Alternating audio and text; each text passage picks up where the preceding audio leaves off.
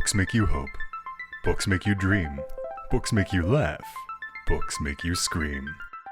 This is the Books That Make You show, discussing books with authors and experts, unraveling the inner pages of all the books that help make us who we are. Hosted by Desiree Duffy. Welcome, one and all, to Books That Make You. I'm your host, Desiree Duffy, and we are talking about books that make you want to curl up with a Nordic thriller and unravel a genetic mystery. Yeah, we're going to talk about a very specific genre, one that people just seem to love. Maybe some people call it a subgenre, the Nordic thriller. Sometimes they call it a Scandinavian Noir. Well, whatever you call it, it is really hot right now. You're probably familiar with Stieg Larsson and the Millennial trilogy with the book The Girl in the Dragon Tattoo. Yeah, that's what we're talking about. This genre has just been gaining followers over the past several years, like you wouldn't believe. It often involves an icy Nordic type setting. There's frequently a mix of modern and sometimes ancient or antiquated intrigue, and has great characters, and it's just something that you just love curling up on the couch with and reading. It takes you to another place. And our guest today has just released her debut novel, and it's called Double Blind, the Icelandic Manuscript Murders. It weaves in many elements that we find in Nordic thrillers, plus it's infused with the author's real knowledge from being a molecular geneticist. Sara Winokur is a PhD molecular geneticist at the University of California, as well as an author. She's got dozens of articles that she's published in different scientific journals, including Human Molecular Genetics, Nature Genetics, and Stem Cell. She is very respected in the community. Sara was even part of the team that discovered the gene that causes dwarfism and Huntington's disease. She is an ovarian cancer thriver and dedicated to pen her first novel after dealing with that illness. Her writing is an exquisite blend of her expertise in genetics and her affinity for the culture and the surreal landscape of Iceland, which, by the way, she has traveled to many, many times while researching her writing. Sara, hello. Welcome to the show. Thank you so much, Desiree. It's a real pleasure to be here talking with you. I am excited because you are one of those multifaceted authors, people where you've taken science and you've taken what you've known and an area that you love and something creative like writing, and you just melded it all together, and you've done it so expertly. Tell us a little bit about how does that work? I mean, you go from writing a scientific journal to something that's very creative. You're using, quote unquote, both sides of your brain, aren't you? Absolutely, but it's good to give that a workout. You're right. I was a research geneticist, still am, for 25 years. And I had always wanted to write a book, but of course had written many, many scientific articles. And I feel that scientists often don't do a really good job at explaining what they do to the general public. And so what I wanted to do with this novel is essentially what John Grisham does for the law and his legal thrillers, and Tom Clancy for espionage in the military. Mm-hmm. And that was to weave genetics into a mystery in a really fun and engaging way that the people would just enjoy reading and maybe getting an insight into a field that they may not have had much experience with. And it's always such a great way to learn about a field, to learn about something. Obviously, it's a work of fiction, but there's a kernel of truth behind it, especially with your expertise. And Absolutely. And then putting it in this backdrop of Iceland, like let's talk a little bit about this as a genre. What do you think of the term Nordic thriller or Scandinavian thriller or noir, it's sometimes called? Did you intend to write within this genre, or do you feel you're more doing your own thing and it just happens to be similar in many ways to Nordic thrillers? Right. Well, I do happen to be a huge fan of Nordic noir. It really, I got hooked with the Henning Mankell books, Kurt Wallander and Peter Hoag's Millicents of Snow. So I had, spent many years reading in this genre. However, the reason that I really got into setting this particular book, my book Double Blind, in Iceland, is that they do happen to have a national DNA database. And so I went there to learn more about it. And when I did so, I just sort of fell in love with the country and thought, oh, with all these eerie landscapes and the remote farmsteads, that it was a great place for a mystery that surrounds the disappearance of a young boy. Yeah. And okay, I want to dig into that database that they have in Iceland, because that's intriguing. And just, you're right, the settings in Iceland, it's beautiful, surreal, and kind of spooky at the same time. Right. Absolutely. And you've visited there now many times. You've gone back and forth, haven't you? I have been there, I think, a total of 7 times since 2013, which was my very first visit. I've spent a lot of time there all through the country, not just around Reykjavik, but up in the north and in the eastern fjords and the highlands. And it's really quite a varied country, even though it's quite small.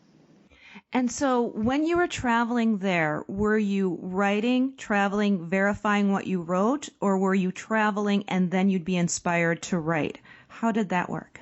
I did go there with the intent of setting my book there. And so I generally did not write while I was there, but I spent the time absorbing the culture and observing and talking to people and sort of taking a lot of notes, both in my head and on paper. So are people that you really met, are they inspiring some of the characters in your book? I would have to say yes. I certainly have pulled from my background in genetics and working in the lab to infuse some of the characters with those people. I'm not so sure that I based any of the characters on any actual individuals that I met in Iceland. I have become friends, good friends with many of the people that I've met. Been back there many times to see them, and they've come to visit us in California. So, what great. fun. Yeah. Now, in your research, you did find that there's a company in Iceland that's databasing the citizens' DNA. They're doing it for good reasons. They want to be able to do research on diseases, much like you've done. But the flip side is kind of scary too. Do you want to talk about how you feel about having people's DNA databased like that? Right. So Iceland does have a database. It's a national DNA database in that they have collected through the citizens, voluntary actions, collected DNA from the majority of Icelanders. And you're right, they are using that for a very noble purpose, which is to correlate changes in the DNA to disease propensity. And so by doing that, we can learn more about these common diseases like cancer and heart disease and Alzheimer's. We can learn what, genetic propensities there are towards those diseases. So, with the aim of developing treatments and therapies for them. So it's a very noble cause. However, it is also quite controversial because, as I'm sure you know, our DNA is not just ours alone. So I share DNA, 50% of my DNA I share with siblings and with parents and cousins and grandparents and so forth. So by my contributing my DNA to a database, it sort of opens up the window into other individuals, genetic DNA. Exactly. And so it's a matter of genetic privacy, which many people are concerned about. And it could open up the gateway for pre-existing conditions from the insurance side of things. I mean, there could be a very, nefarious. Yeah, just with insurance, also with employment. In this country, there is a Genetic Non-Discrimination Act, but, who knows in the future where these things will head. You're absolutely right. Things can change on a dime, especially seemingly nowadays. Yeah. It was interesting too. You bring up the fact that we share our DNA. I did 23andMe a few years back. Yes. And because my father has passed away, in order to really see anything about my paternal lineage, because we've got that XY chromosome that kind of messes everything up, they needed a male, my closest male relative, which was my brother. So I got my brother to do it just so I could at least see the paternal lineage on that. Yes, absolutely. I think also many people don't realize that many of these companies, you've got to opt out of their utilizing your DNA profile for research purposes. So once you've agreed to have these companies use it for research purposes, they can sell it to other companies, or perhaps another company could buy 23andMe, and then your DNA is sort of out there in the universe. So there are a lot of issues to be considered. Okay, now you're scaring me. Whoops. Well, it's not too late. It's not too late. But I would recommend, unless you're just not concerned about it at all, to look at that research clause. Yeah. Well, and it's true. I mean, all of our information, even our online browsing history and the things that interest us on social media, there are companies out there that's using that information and they're making money off of it. And Yes. Yeah. But we digress. Okay, let's talk about something that's happening currently in the world with the COVID-19 and a virus like this. Are there any connections to genetic diseases? I mean, for example, could people maybe have some genetic proclivity to it? Could they have some kind of immunity, or doesn't it quite work like that? It doesn't quite work like that. This is a completely novel virus that no one in the world had encountered, no human being had encountered. And so we are not wired genetically to be able to fight this without being, exposed to the virus itself. So there are two forms of immunity, and one is, when we first are infected by either bacteria or virus, we have a set of natural defenses to fight the virus. But in terms of being able to specifically attack this particular virus, it's either got to be done by a vaccine or essentially by a vaccine or something called herd immunity, which, if the majority of people become immune, then the virus just doesn't have enough people to infect. So the short answer is that no, we really don't have either a genetic vulnerability or a genetic mechanism to protect ourselves from this virus, unfortunately. Yeah, and that's also why I know some people seem to mistakenly compare it to the flu, or it's like the flu. Well, it's really not like the flu. And because of the fact, like you say, it's novel, it's new, it's something that just hit. It came from an animal probably, and now Right. we've got it, and we just don't have the immunity or the defense mechanisms. That's right. And even with the flu, even with influenza virus, these things tend to mutate. So that's why you've got to get a new flu shot every year, because there could be different strains of the flu out there. Now, what do you think the chances are of COVID-19 mutating? I think they're quite high, but the first thing we've got to do is tackle this virus that seems to be going around the world at the moment. Now, why it's such an issue in certain countries versus others, I think has less to do with like a genetic propensity and more to do with sort of cultural and societal ways of living and spread. True. Being in close quarters with people, New York City, for example, it's spreading really fast, and it's just because everybody's so it's close so dense. That's right. Now, let's talk a little bit about some of the work that you've done with Huntington's disease and dwarfism, because I find that fascinating. Do you want to talk about that a little bit? Sure.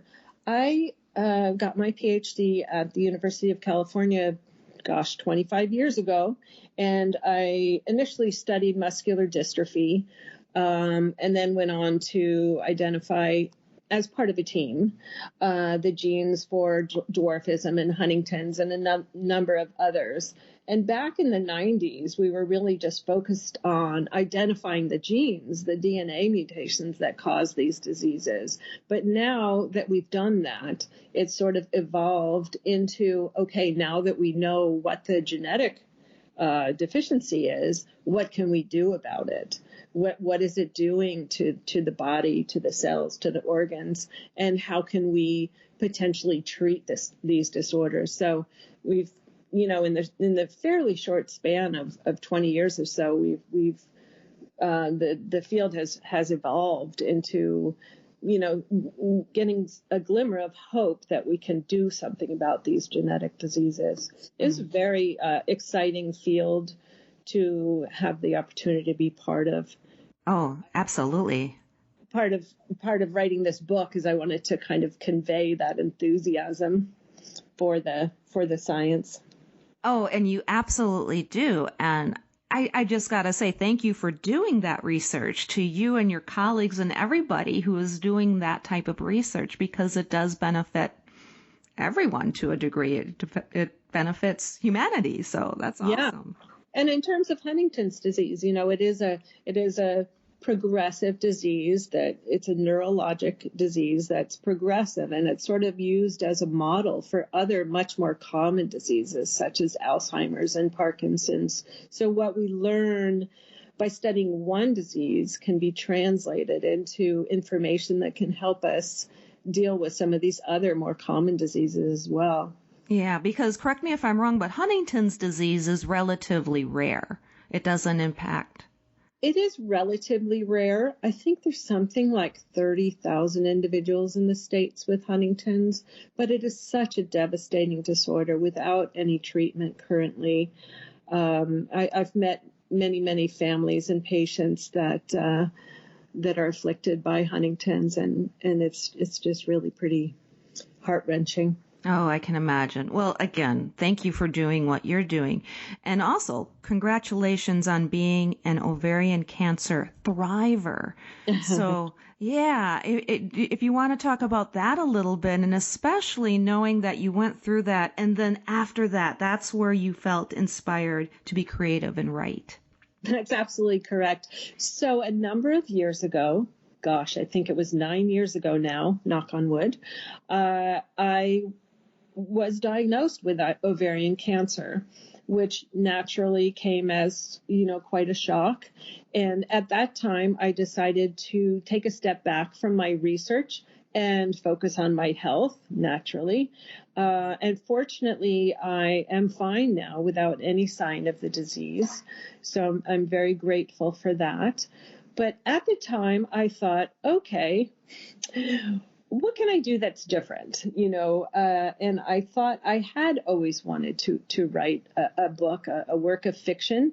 And I thought, well, why don't I meld my experience and my background in genetics and write a book that just sort of everyone could enjoy, not a hardcore textbook on genetics by any means, but a very, light and engaging and sort of fun mystery. But it does weave in a bit of genetics. And let's talk about the book in more detail and more specifically how you're weaving in the genetics and the story. If you wouldn't mind, maybe just set the stage for the listener so that they get a feel for what the book is about. Okay. Well, it is a mystery, as I said, and it's about a forensic geneticist, a DNA scientist who uses the National DNA Database to solve crimes.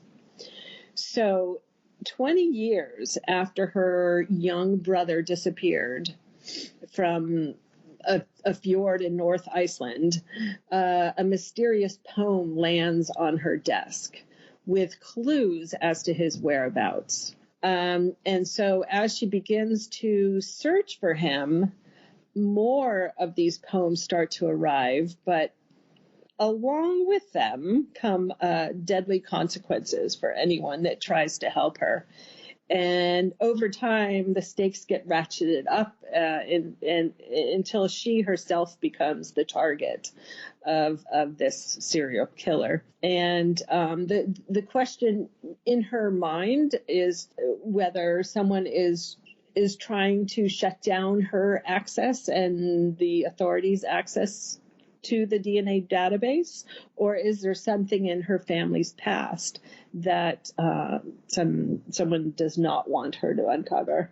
Ooh, I love it. I love it. And I really dig the poems and the ancient aspect of it.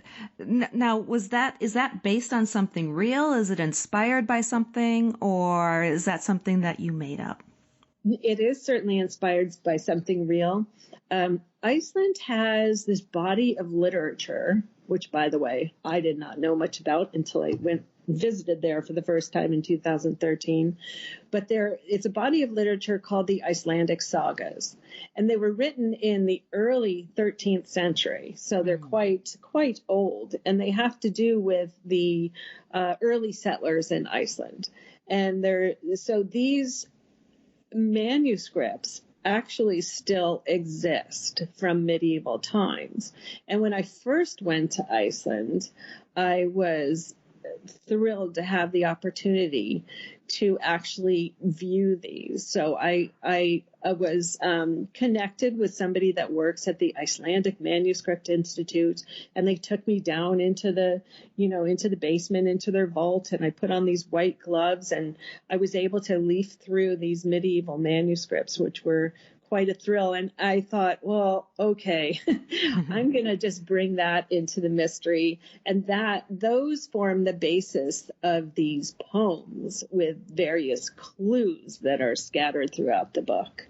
So it's sort of it combines a lot, this book, in terms of not only genetics, but this, the history and literature and so forth of Iceland. Yeah, I absolutely, I love that. And again, I mean, it kind of reminds me a little bit of Dan Brown and the Da Vinci Code and pulling from some ancient texts, and then you're Right. pulling from real science and your expertise, and you've got this amazing setting in Iceland. It really is cool how you just kind of melded everything together like that.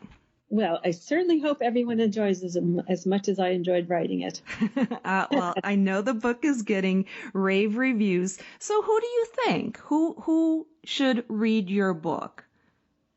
I think anyone that enjoys reading mystery thrillers, certainly anyone enjoys reading Nordic noir.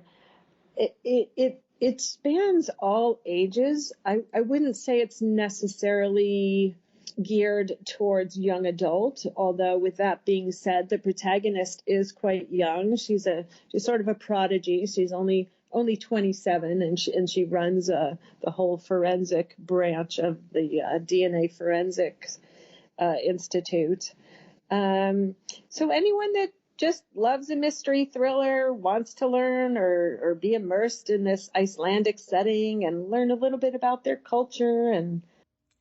Oh, yeah, yeah. And right now, too, there's a lot of TV shows as well as movies that are in this vein, like Fortitude. I love Fortitude on Netflix. It kind of has that same feel. Yeah. And there's another show called Trapped that is set in North Iceland. It is in Icelandic, have to warn you, which is a very tough language, but it's subtitled, of course, and it's just terrific. Oh, absolutely. And there are 2 seasons of that so far. So there you go. If that's the kind of TV that you like to watch, or if that's the genre you like to read, then absolutely pick up your copy of Double Blind. Tell us, what are you working on next? Is there going to be more books in the near future?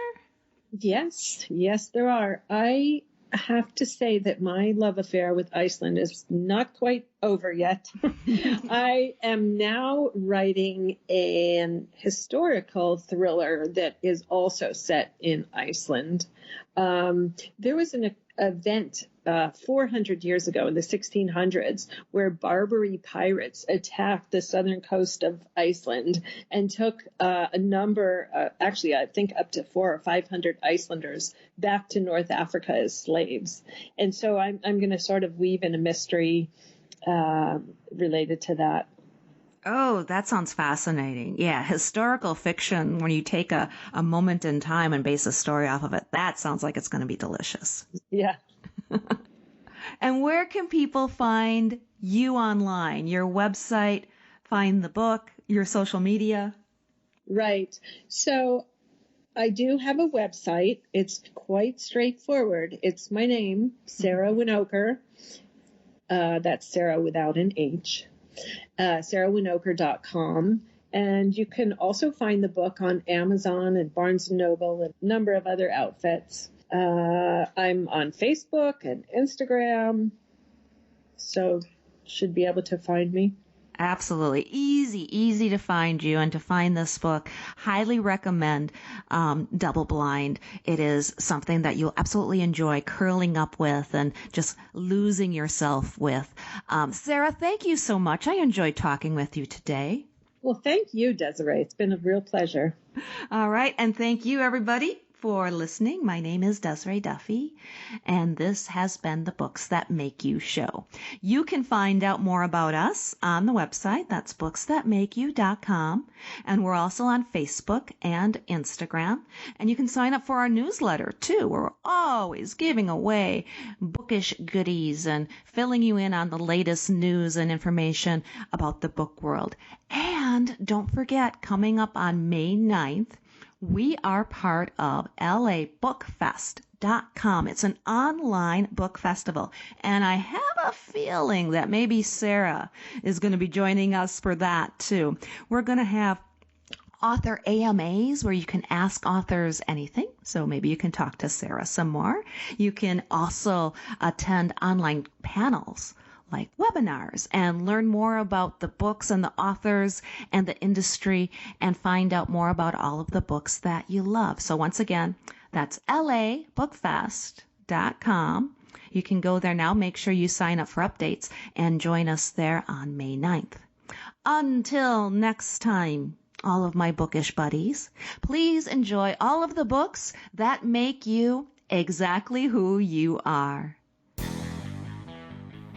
The executive producer for Books That Make You is Desiree Duffy. Produced and sound mastered by Phil Giangrande. Engineering by Dave Nabox. Social media and promotion by Bree Sweeter. For more, visit booksthatmakeyou.com.